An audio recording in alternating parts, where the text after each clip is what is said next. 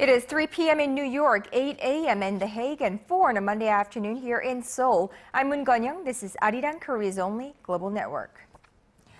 No nuclear weapons for North Korea. That was the reaffirmation made by the leaders of South Korea and China on Sunday as they met in The Hague ahead of this week's Nuclear Security Summit. Arirang News Presidential Office correspondent Choi Yoo-sun is traveling with the president, and she filed us this report from The Hague. President Park Geun-hye discussed better cooperation on curbing North Korea's nuclear program with Chinese President Xi Jinping on Sunday. The two leaders met for the fourth time ahead of this year's Nuclear Security Summit in The Hague. President Park stressed Pyongyang cannot achieve economic development while continuing with its nuclear weapons program. To that end, President Xi said China opposes North Korea as a nuclear weapons state and that Beijing is, in its own way, persuading its ally to fulfill its previous international denuclearization pledges. This comes after President Park urged North Korea's traditional allies, China and Russia, in an interview with a Dutch broadcaster to push Pyongyang harder to give up its nuclear arms. The Chinese leader then endorsed President Park's trust-building initiatives on the Korean peninsula and policies for a peaceful reunification. President Park said a unified Korean peninsula would be nuclear-free, symbolic of peace, generating a new growth engine in Northeast Asia. On the trade front, the Korean president said the two sides should try to finalize negotiations for a Korea-China FTA within a year, to which her Chinese counterpart agreed. On Monday, President Park will seek ways to boost bilateral ties with Dutch Prime Minister Mark Rutte. She will then give an opening speech at the Nuclear Security Summit. Choi Yoo-sun, Arirang News, The Hague. Now, ahead of a trilateral summit among Korea, the U.S. and Japan scheduled for Tuesday, Japanese Prime Minister Shinzo Abe said it's important to face history and pass it on to the next generation. But as our foreign affairs correspondent Hwang Sung-hee reports, the sincerity of Abe and his administration is once again in question after a high-level Japanese official called for a new statement on the comfort women issue.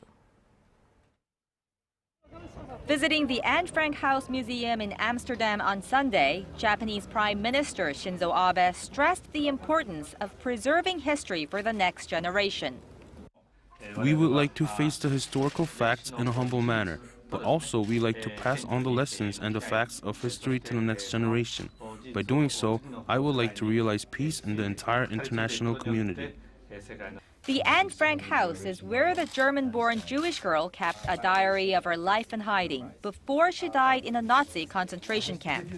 The Japanese government said Abe's visit to one of the best-known memorials to the victims of the Holocaust showed his willingness to acknowledge historical facts. The visit is being seen as a diplomatic move ahead of Abe's trilateral summit with President Park Geun-hye and U.S. President Barack Obama on the sidelines of the Nuclear Security Summit in The Hague.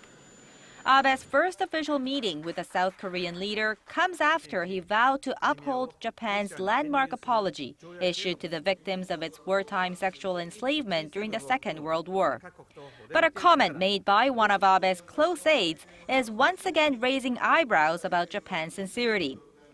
Koichi Hagiuda said Sunday that Tokyo should consider issuing a new political statement on the so-called comfort women issue if fresh findings emerge while the government verifies how the existing apology was compiled.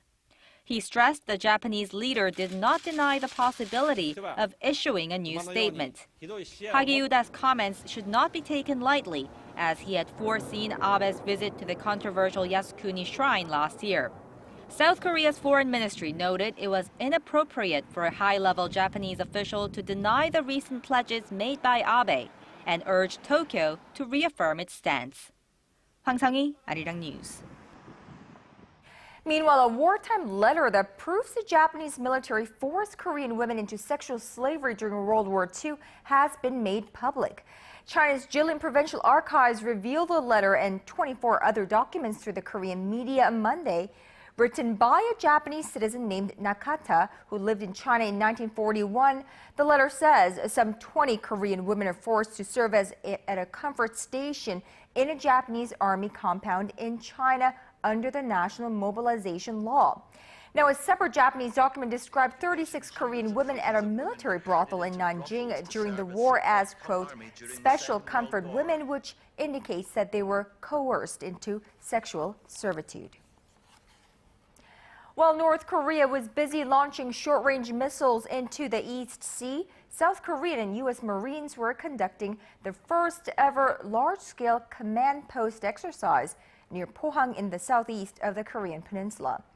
500 Korean and 1,500 American troops took part in the drills, which started on March 15th and ran through Sunday. The simulation exercise, part of annual joint military drills, was aimed at improving the mobility of troops and equipment in the event of an emergency infiltration. Now, during the 9 days of exercises, North Korea test-fired 71 short-range missiles off its east coast.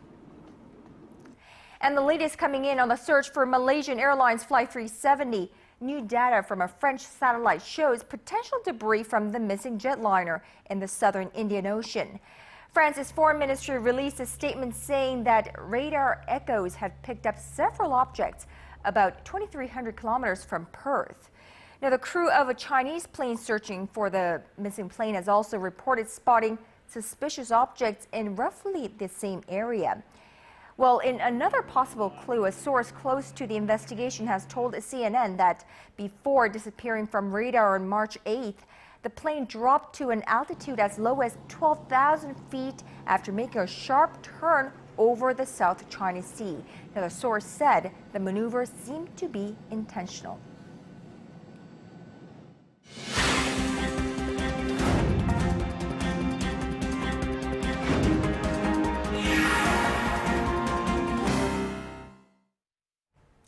Korea is the world's second largest semiconductor supplier after outpacing Japan's market share for the first time last year. Citing America's market research firm IHS Technology, the nation's global market share in the semiconductor industry rose 1.5 percentage points year over year to top 16% in 2013. While the United States retained the #1 position, dominating more than half of the world's market share, Japan's dropped nearly 4 percentage points to settle at less than 14%. However, industry analysts say Korea's semiconductor market still relies too heavily on memory chips.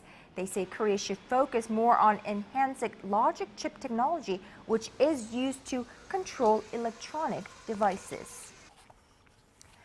Korean tech giant Samsung Electronics has found itself nestled at the top of tablet PC evaluations by a U.S.-based consumer magazine, beating out its U.S. rival Apple.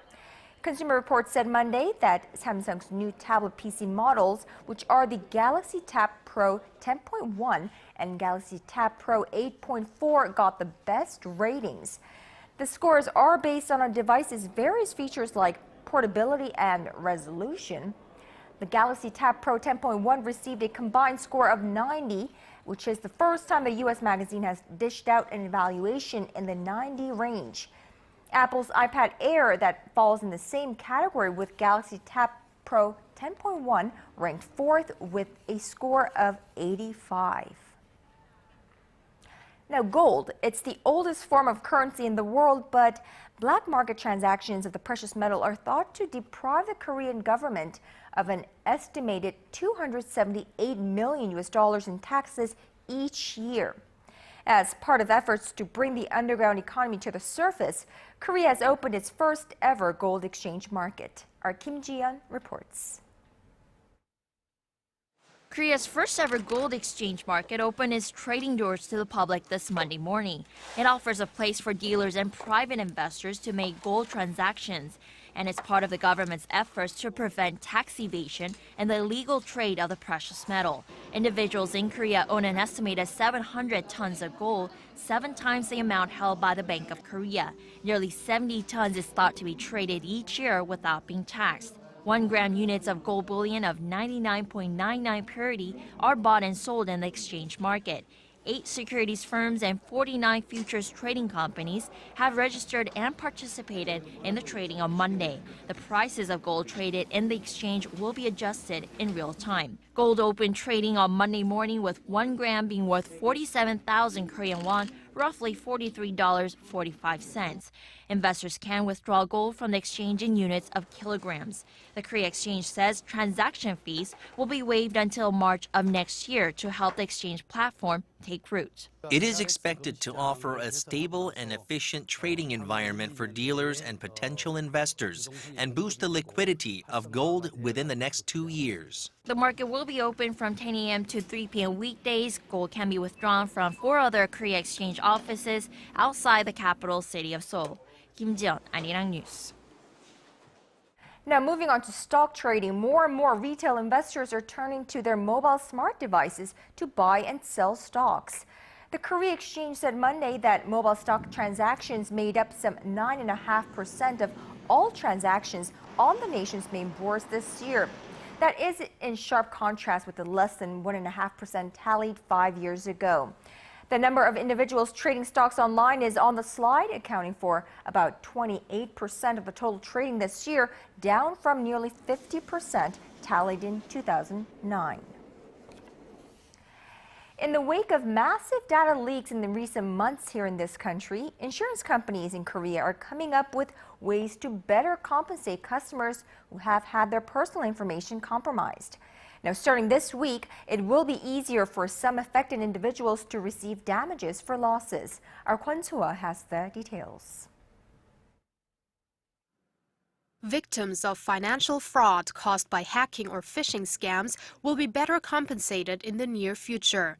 5 major insurance companies announced this Monday that they will introduce reforms to compensation measures so that their customers can receive compensation for damages more easily and more quickly.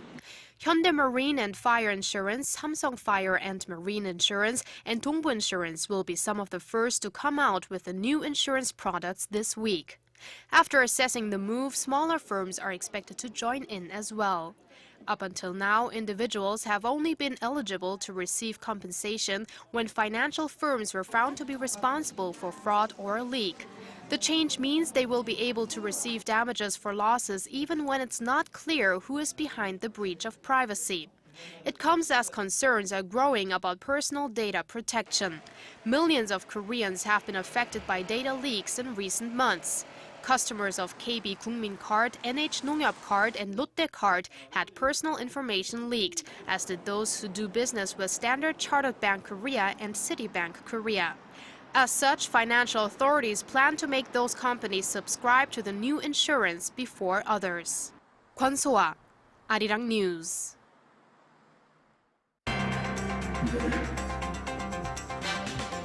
When the latest news meets the latest business stories, we give you a bigger and better picture of the world. Business Today with Moon Gon-young. Every weekday, only on Arirang. Open an era of trust and peace on the Korean Peninsula.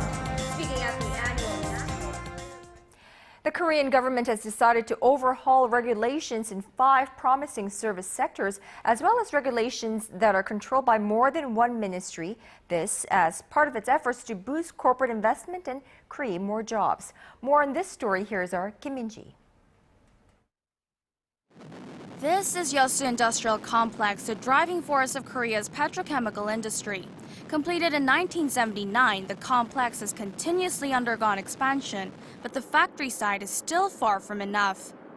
The government planned to remove a ban on development of a greenbelt area inside the complex last year, but this was put off as it would have required the payment of over $55 million in development charges.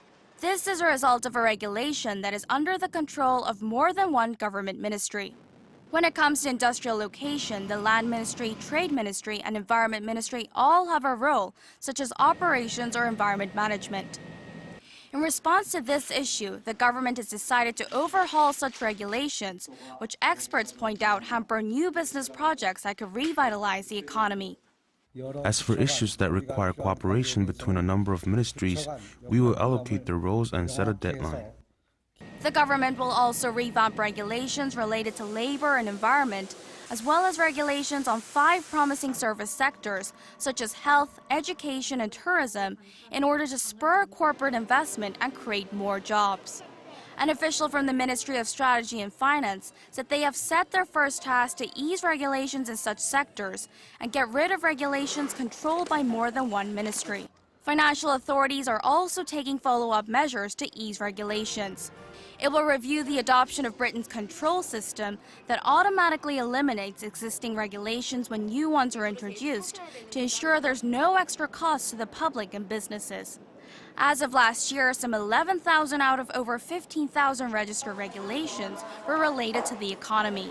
The government has pledged to cut the volume of registered regulations to 80% of the current level by 2016. Kim Min-ji, Arirang News. Now, most of us are aware that K-pop wave is sweeping across China, but the young generation of China aren't just buying tickets for K-pop concerts. They're also gobbling up on the products they see in Korean dramas and movies. Not wanting to miss that opportunity, the world's leading luxury brands are latching on to the trend to boost sales. Polly reports. This report, posted on the Wall Street Journal's website, reads, "Luxury brands look to South Korea for China's sales boost." It focuses on how the world's leading luxury brands are using Korean dramas and K-pop videos to reach Chinese customers.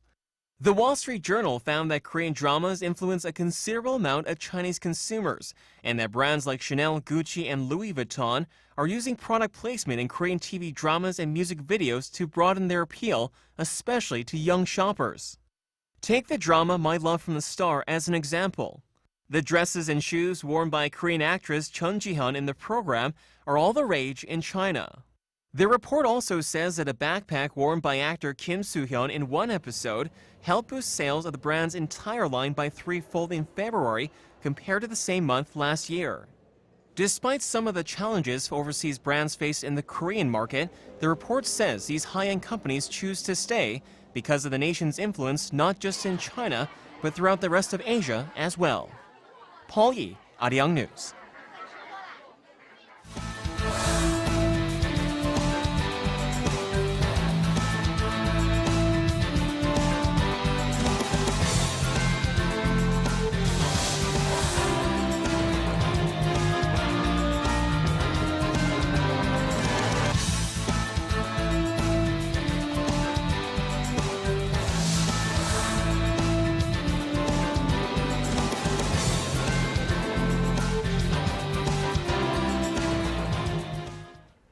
The leaders of Korea and China met in The Hague to discuss politics and diplomacy, but just last week, working-level officials from the two countries met in Korea to discuss a possible bilateral free trade pact. Korea-China FTA talks are a topic of discussion today with Dr. Kim Byung-ju, the head of KLMP Consulting, and our regular commentator on this program. Good afternoon to you, Dr. Kim. Good afternoon. Now, the 10th round of Korea-China FTA talks ended last week without much progress. Now, we're noticing that these FTA talks are taking much longer than past ones Korea has been involved in. Now, why is that? Yeah, I think your observation is correct because the past major ones like Korea-US FTA and Korea-EU FTA, they ended with 8th round of the trade talks. And this time we had 10th round with China, but they're talking about no breakthrough, still stalemate and all that kind of stuff. So indeed, your observation seems to be correct. This is taking much longer. Of course, a lot of people were expecting this will be one of the toughest FTA negotiation Korea has ever had. But still, the length of it seems to be surprising a lot of people. Actually, the time when Korea and China first began talking about FTA was 10 years ago. Back in 2004, they began the effort to study the different possibilities of that within private sector. 2004, that took about 2 years. And after that, it took 4 years with the governments participating, government and industry and academia talking about it for 4 years. And after that, 2 years of preparatory talk. And the talk itself, official talk, was launched back in 2012. So it's been 2 years. And during that time, we have had about 10 rounds so far. The Korea and China take turns in terms of identifying location where they will have talks. So we have talks. We have had talks in Korean location only, like Jeju, Gyeongju, Busan, Incheon, and this time Ilsan, in between Chinese locations. But I think we're going to run out of places to hold talks now. China is a big country, so they don't worry about that. But but 10 rounds so far. So there are concerns whether this, where this talk is actually going. The thing is, in the past, when there were disagreements, countries used to, including Korea, used to freeze the talk itself. And now a lot of people are wondering, why is it that we are having all these different rounds of talks while we cannot find the breakthrough?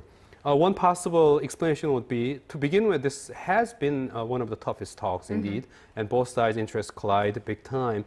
And the second reason would be there is a pressing need to find a breakthrough here because this is such an important issue for both countries. And also maybe strategically both countries would like to kind of show off to other players in the international community that this is coming and creating a pressure, strategically speaking, thinking about participating in TPP and all that. So various reasons why both countries are having these talks, but then again, big disappointment on the side of observers like ourselves that this is not showing results. Right. I think the longest negotiation talks in terms of FTA has been on record. Right. 8 years and 8 months for the Korea-Canada FTA. Right. And this obviously, if and when it's concluded, it will mark as the longest one. I agree. Now, like you mentioned, the problem here seems to be that the top priorities of the two countries collide. Right. And there's apparently not much room for compromise. Yeah, especially because of the fact that these areas where each side wants real breakthrough or dramatic liberalization are exactly the areas where the other side wants most protection here. Korea wants big breakthrough in petrochemicals, machinery, and IT goods. And those are exactly the ideas that China wants most protection. And China wants big dramatic liberalization on Korea's agricultural side. And that is exactly the area Korea wants to protect the most. So indeed, this is a direct collision between these two different interests. So China continues to talk about we need to have dramatic opening in agricultural sector, while Korea is saying we need to have dramatic opening in these areas of IT, steel, and machinery, and petrochemicals. So indeed, this will be remembered as one of the toughest FTA talks that Korea has ever had.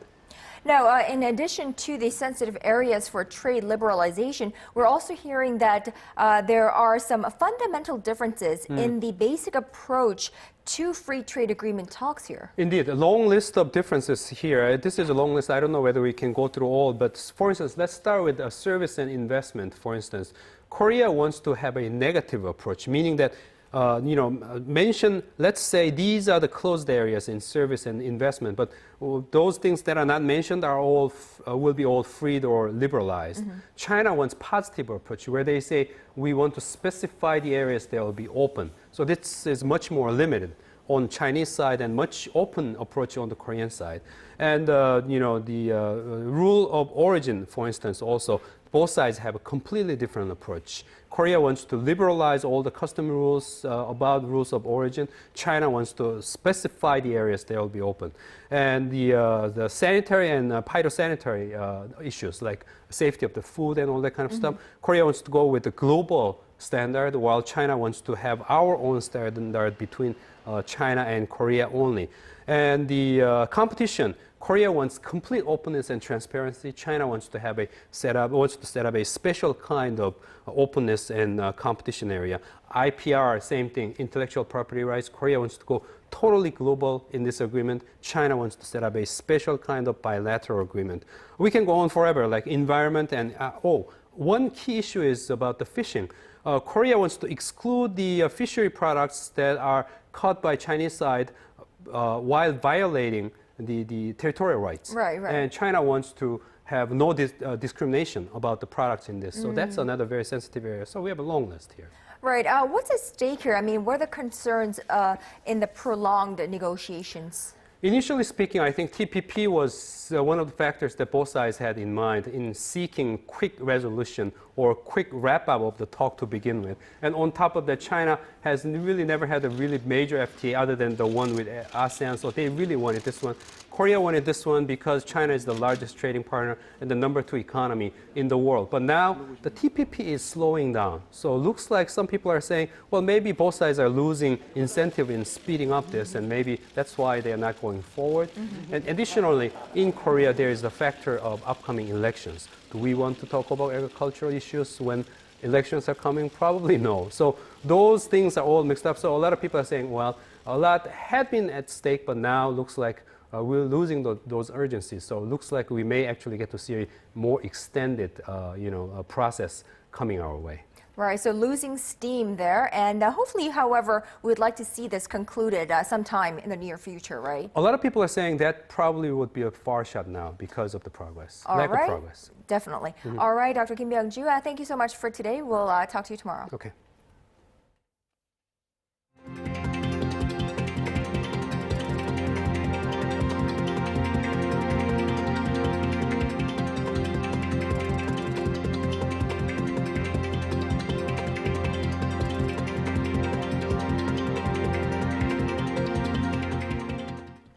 And that's all from me at this hour. Thank you for watching. I'll see you back here in less than 2 hours' time on Early Edition at 6.